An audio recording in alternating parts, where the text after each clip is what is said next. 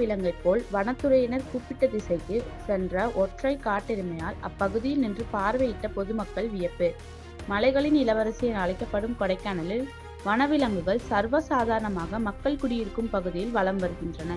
மேலும் ஒரு சில நபர்கள் வனவிலங்கை அச்சுறுத்தும் விதமாக செய்யும் செயலினால் மற்றவர்களை வனவிலங்குகள் தாக்கும் நிகழ்வு அரங்கேறி வருகிறது.